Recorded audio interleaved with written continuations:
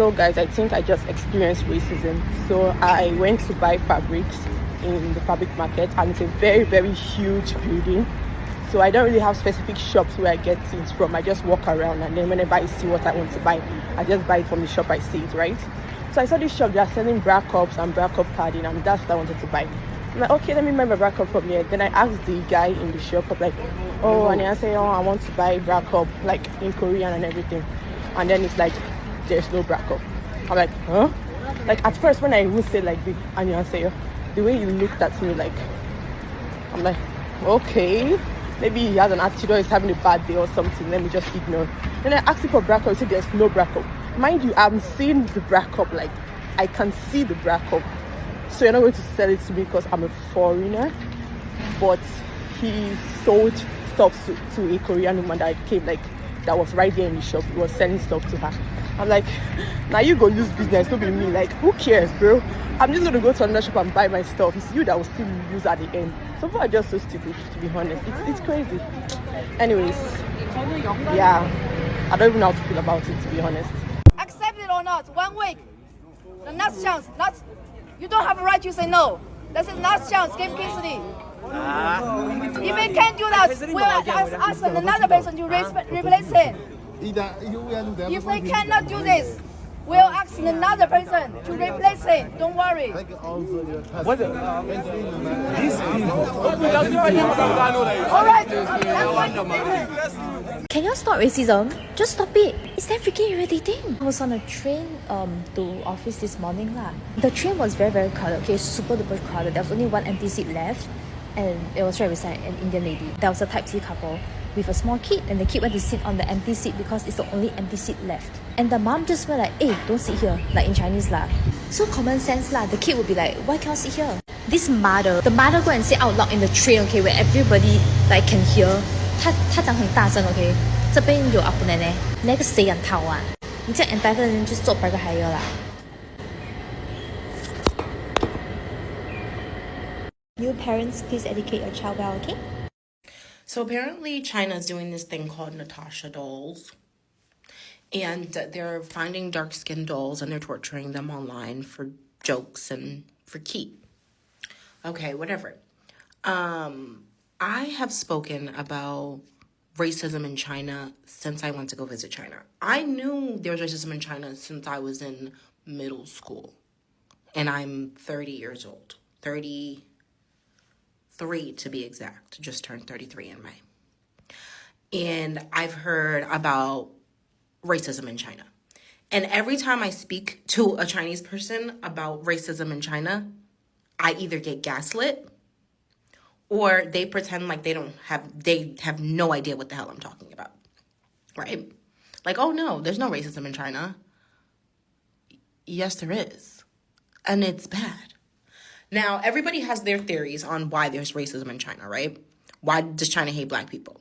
Now, if you look it up, there's articles that talk about a lot of African countries are coming to China to visit China and to live there, to go to school, to start businesses, and they have been treated poorly for years by the Chinese, right? And I genuinely believe the reason why there is racism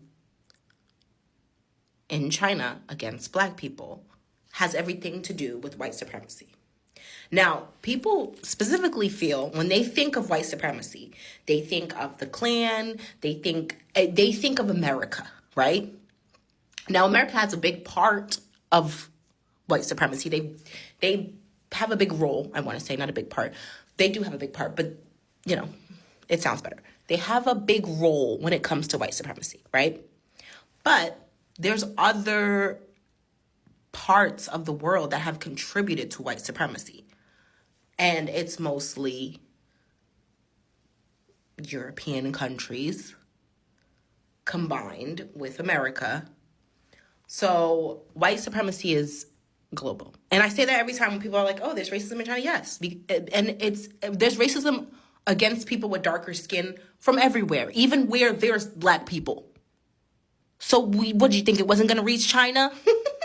Like, seriously. Like, let's all use our brains here. So there's no like magical theory that China specifically wants, you know, Trump to be president, blah, blah, blah, blah. The global standard that, because it's not just America, the global standard that the whole fucking world holds on to right now is sitting on top of white supremacy. Going into those indigenous places where people were darker skinned and making them, you know, look as if they were animalistic, making them look as if they didn't have the tools nor resources, and treating them as if they were the other, and living off of the backs and work of these people is what this whole entire world is built off of.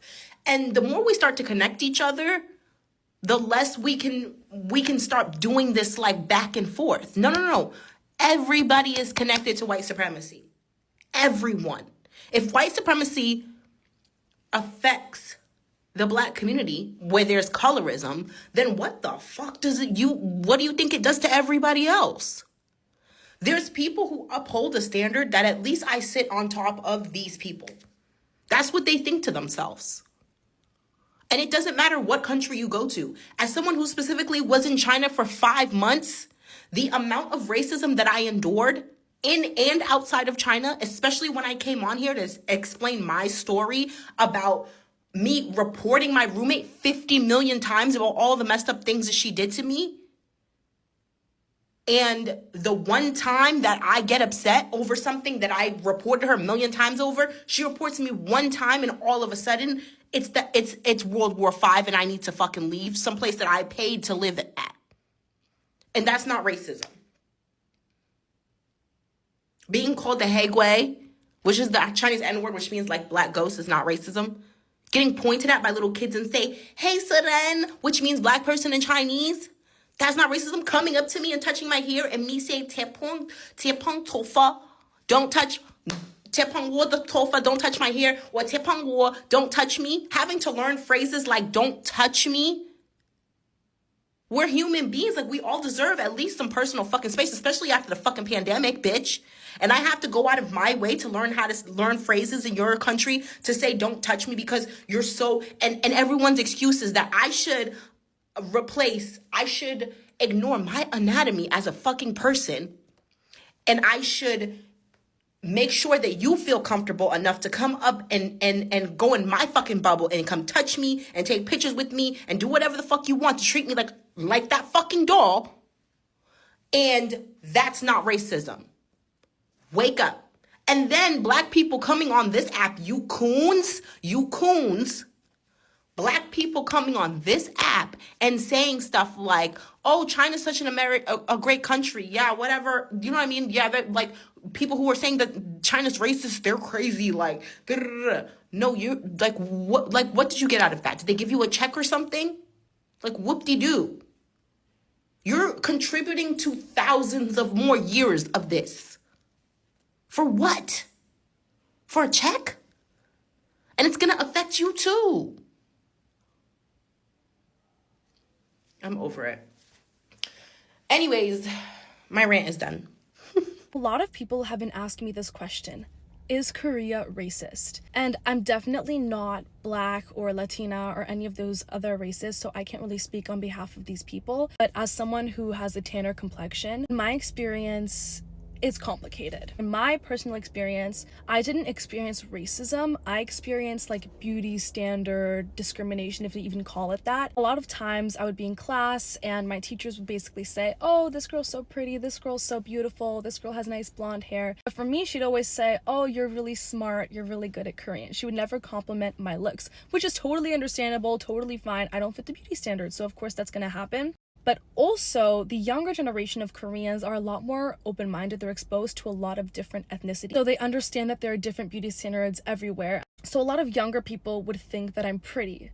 Now, you're wondering, why am I talking about beauty? It's because in Korea, people aren't necessarily racist, they're looksist. Like, they really care about your appearance. So appearance is a huge thing. In Korea, they won't treat you poorly based on your race. They'll treat you poorly based on how ugly you are. Skin tone is just a factor that they look at when determining how pretty you are. It's not necessarily that they're racist, it's that you don't fit the beauty standard. But again, this is just my experience. It can be totally different for other people. I never experienced racism based on my race. I experienced it based on how I fit the beauty standard. The bottom line is, the prettier you are, the better they'll treat you. I want to be your enemy. I understand you guys are upset and you want to boycott Asian-run businesses.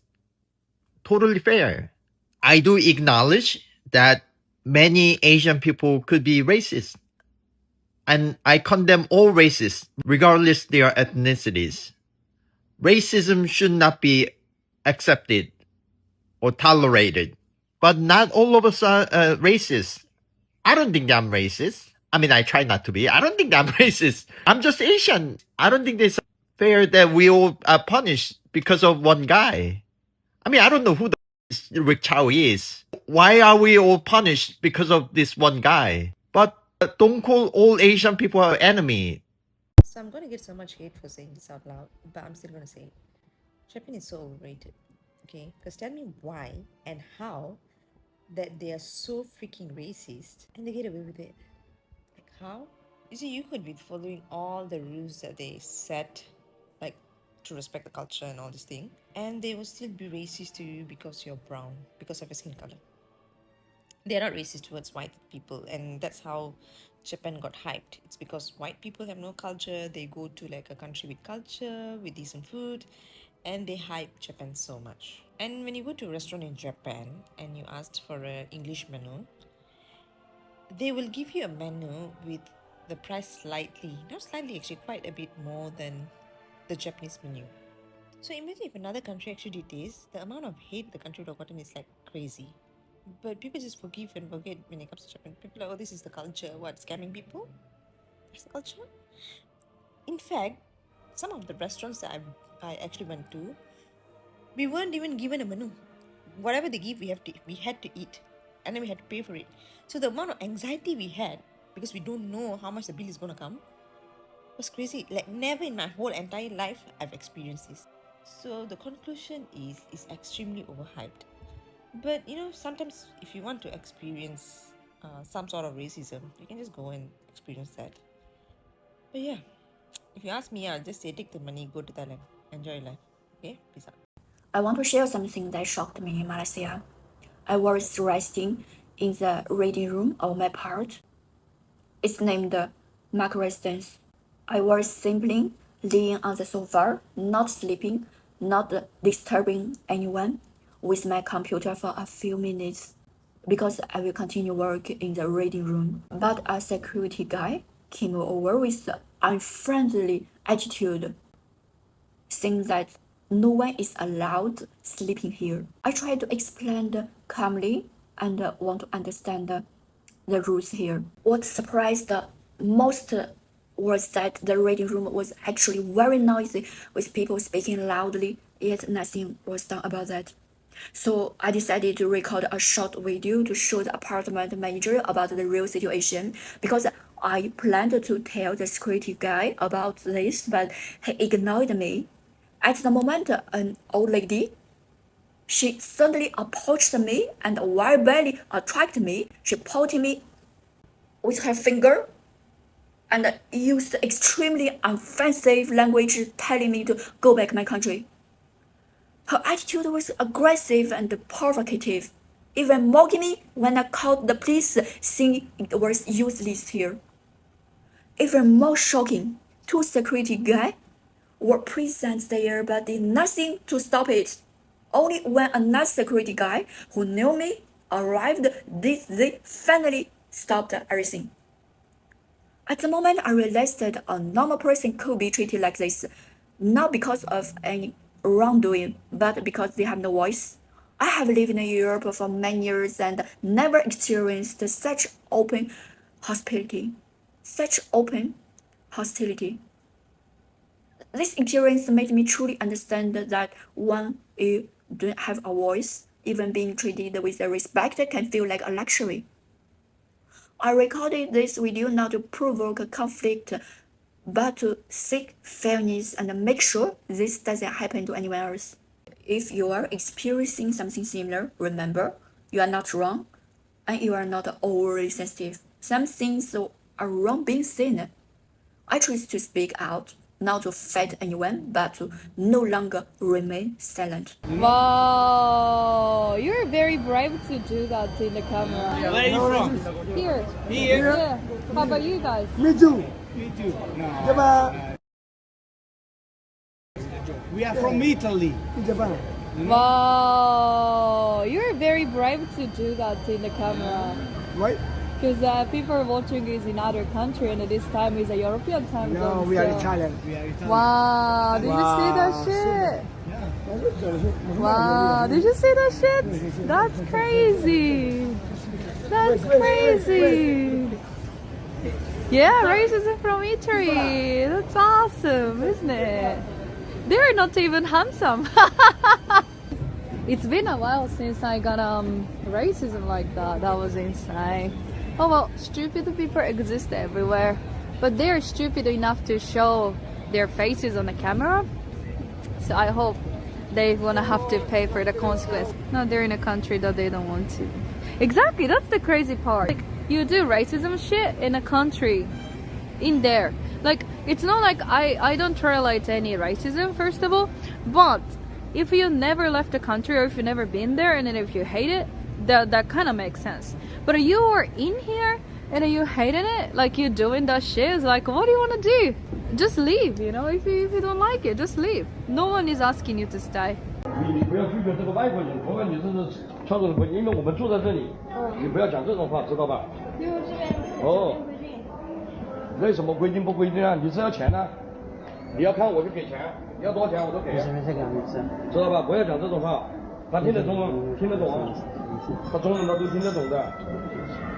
我们每个月在你这消费那么多，你还讲这种话？确实有点没道理吧？我怎么可以就是我没看过，怎么就可以知道这个地方？你讲中文他都全部听得懂。你怎么知道？知道不知道？我们住在一个月消费多少？你跟你老总。对，我问一下，你们这个规定是怎么样的？因为如果一个人你要来过一个地方，他是怎么知道以后？ Is this racism in Japan? So I just saw this sign on a bar. Let me show you it.